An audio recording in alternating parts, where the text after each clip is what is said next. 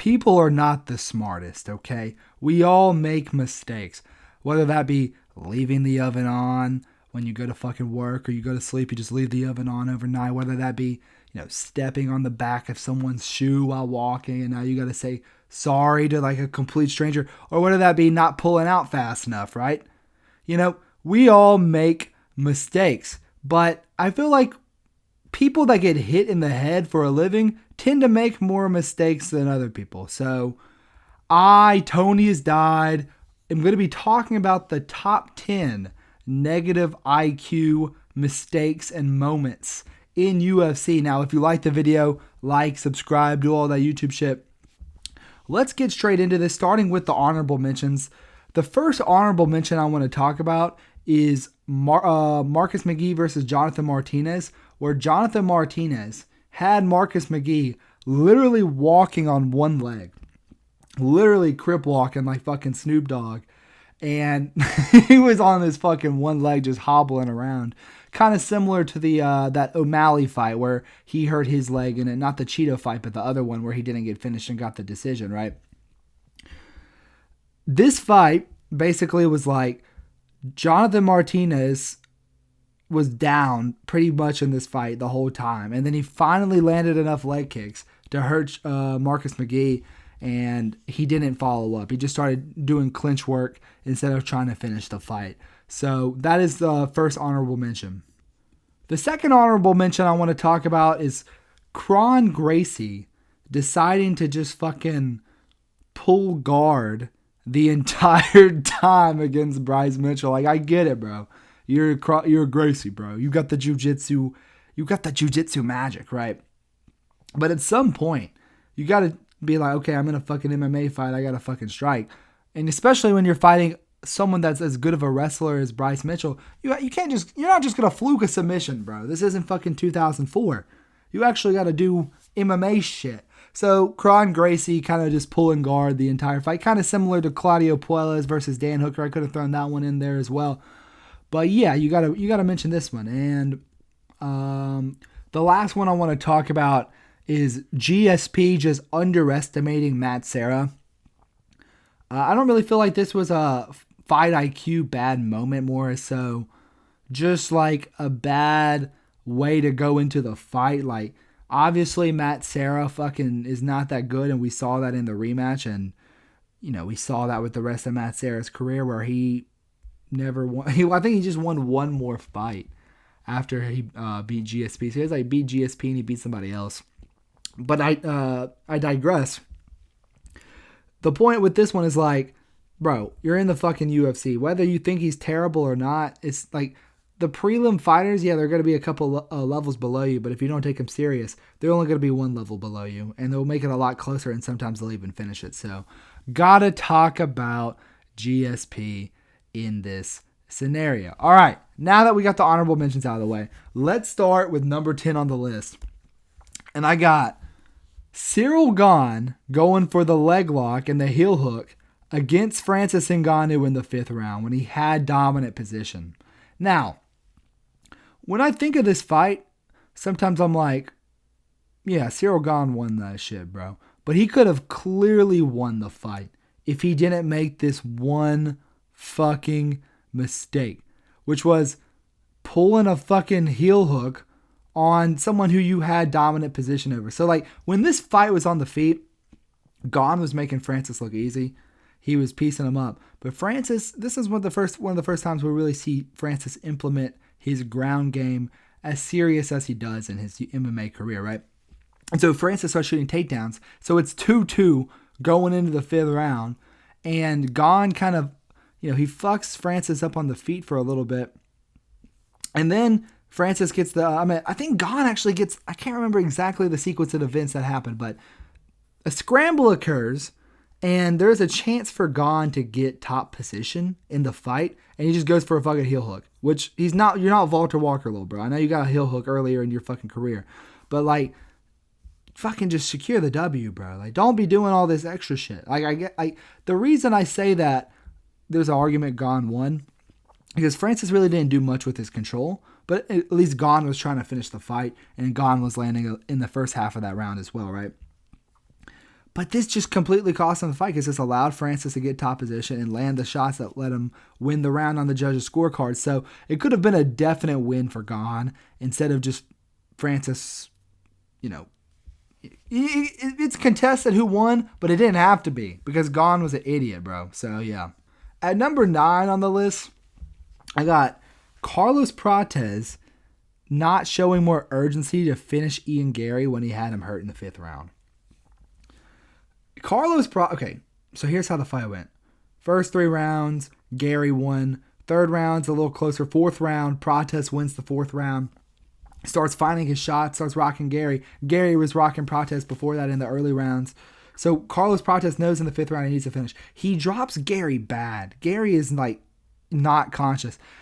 And then he starts just not trying to fucking finish the fight in the right way, man. He's throwing all the wrong shots. He's getting into grappling positions where he has Gary hurt already.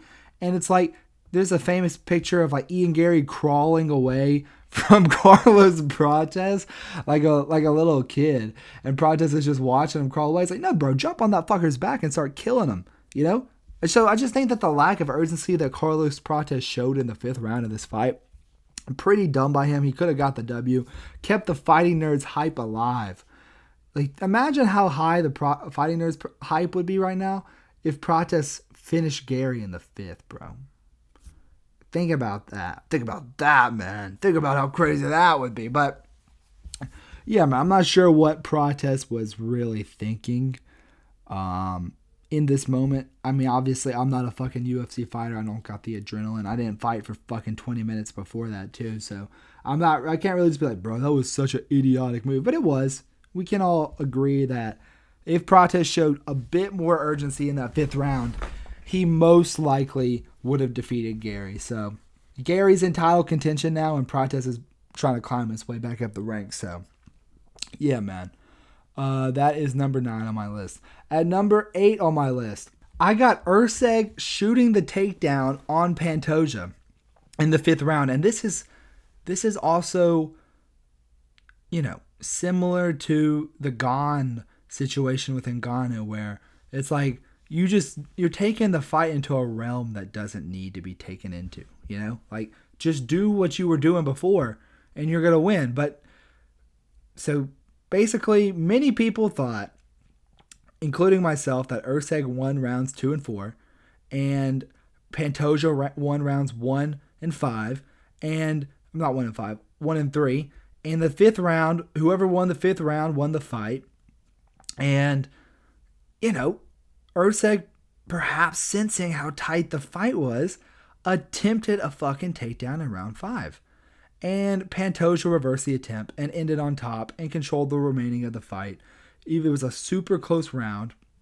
And the takedown for Pantoja secured him the round, landed shots on the ground, and the judges ultimately awarded Pantoja with the decision. Now, a lot of people think that Erceg won the fight, but that fight was so close in the 5th, the takedown does win the round for Pantoja and the follow-up shots that he lands afterwards. So, even Erceg himself, post-fight, acknowledged that he blew the fight by going for the 5th round. And Erceg just hasn't been the same since. So, I just, despite it's really a mystery, this world of MMA, because Erceg has now got slept by Kai Kara. He got dropped by Ode Osborne. He got outclassed by Moreno. And hello?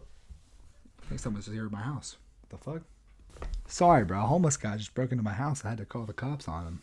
Not really. But basically what happened is Erceg blew the fight, bro. He could have won easily if he just did what he was doing before. Not easily, but he would have at least given himself a chance, bro. So, yeah, I got to have this moment on there. The next fight I want to talk about is Kamaru Usman coasting in the 5th round against Leon Edwards. And so the reason I think that this is a bad fight, obviously it was a bad fight IQ moment from Usman because he got headshot dead, right? And a lot of fighters coast and just kind of let their opponent win the last round because they're already up. And it was true. Usman was up 3-1 going into the 5th. He just had to survive the 5th and he wins the fight. And honestly, what was on the line for Usman was tying GSP's win streak. Yeah. Was pretty sure consecutive title defense record. I know GSP had the Sarah incident, so I think most consecutive title defenses think they were tied, and this was going to be the record for Usman. And honestly, welterweight GOAT status, bro, because modern era is weighed heavier against lower comp. So, if Usman beat Leon, most people would probably acknowledge him as one of the GOATs. Or he is one of the GOATs, but the GOAT of welterweight at least, right?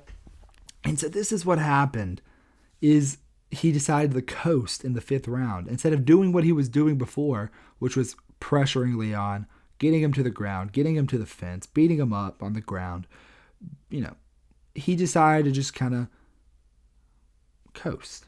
And it allowed Leon Edwards to enter a realm where he is the best, which is at this fucking distance. And he found the headshot and knocked Usman out. So, yeah, man, this moment kind of resulted in the worst title reign of the fucking modern era, which was Leon's title reign. Say what you will about Jamal Hill's title fight. At least it was entertaining against Glover. At least him getting knocked out against Pereira was entertaining. Say what you will about Strickland as well. At least he talks shit, bro. Leon, I think he's probably the most, Dr. House MMA is watching this video, so what's up, bro? I know you're the big Leon glazer around here, but unfortunately, bro, Leon Edwards fucking sucks, all right? I don't fuck with him, bro. So, I don't fuck with him, bro. I don't fuck with him. All right, let's talk about the next one, which is Anderson Silva showboating against Chris Weidman. So, sometimes I hear people talking about this moment, and they're like, bruh, Anderson Silva showboated his entire career. And so, it wasn't a mistake, bro. It's just part of his style. That's not a fucking excuse for what happened and him getting knocked out, bro. Just because he showboated on other people and it was successful, him showboating on Weidman and it not being successful doesn't mean fucking shit, bro. But yeah, basically what Anderson Silva did was when he was in this fight, he just had his hands right by his fucking waist. And then Weidman starts throwing a flurry at him. And instead of fucking keeping his hands up and defending the shots, he fucking starts hitting the boogie bomb right in front of Weidman. And he gets caught right on the chin and fucking put out cold. So, one of the craziest upsets in UFC history as well. And, yeah, man, I just feel like you can't discount this moment just because Anderson Silva taunted on other people and it worked. When you fight someone that's, Weidman is good, and he's not even just good on the ground. He's good at striking as well, especially in his prime. When you're fighting someone as good as Weidman, you can't be playing with him, bro. So I think that is definitely a mistake for Silva that needs to be counted on this list. The next one is another Anderson Silva moment. Now, people talk about Anderson Silva. He's got this crazy fight IQ. He was in the Matrix. A lot of the times he was making some dumb mistakes that cost him his fights. And this is another one. The Michael Bisping fight. I'm pretty sure first 2 rounds, Silva had already been dropped a couple of times. Bisping, he was heating up on him, right? But then, 3rd round, Anderson Silva finds the perfect flying knee and knocks Michael Bisping out cold. And so Anderson Silva's like, holy shit, I knocked him out. Starts celebrating. Well, you didn't knock him out actually. He's actually still there. You just needed to land fucking 2 follow-up shots and he would have been out. But instead, you just run around the octagon like you won, hop on the fence, start celebrating. And then the ref is like, hey, bro, you didn't knock him out. I didn't call shit, bro. You're an idiot. He's still there. And so then Bisping recovers and he wins the fight just out techniquing Anderson Silva. And so, I don't know. I feel like this could have been a really good win for Anderson Silva, especially he was washed at this point. He wasn't in his prime anymore. This would have been a good win for Anderson. Michael Bisping was on a little run of his own as well at this moment. He could have easily, this fight results in the fucking Luke Rockhold upset of Bisping, and then the fiasco that is the Dan Henderson fight with Michael Bisping, or Bisping ducked Whitaker. But yeah, you gotta fucking talk about this moment, bro. Like, how did he allow Bisping to exist still? Just finish the fight. I guess he's like, bro, I want this cold ass photo, the walk off KO. Yeah, well now you look like a fucking idiot. So it's like, when you do a walk-off KO, make sure they're out all the way. Don't just hit them and then walk off. Fucking finish them off, bro. So sometimes Anderson Silva's cockiness got in the way of him. So gotta talk about that. The next one I want to talk about is Yair Rodriguez. I mean, not Yair. Holy shit. I want to talk about the Korean Zombie deciding to brawl with Yair Rodriguez at the end. And the first thing you're thinking is, okay, why didn't you include Gaethje, bro? Because, pointing down to the center and swinging at the end, that's always a dumb thing to do regardless. Like, even Max can acknowledge that because in the Ilya Taporia fight, Ilya pointed at the fucking ground and Max turned it away. So just doing it in general, I know Max did it to be badass at the end, but if he got knocked out, like the Korean Zombie, it would be in the fucking stupidest moments list, right? Because despite this fact being back and forth the whole fight and it being absolutely wild and a war, right? Both guys were trading with each other for 5 rounds. But Korean Zombie was winning the majority of these, right?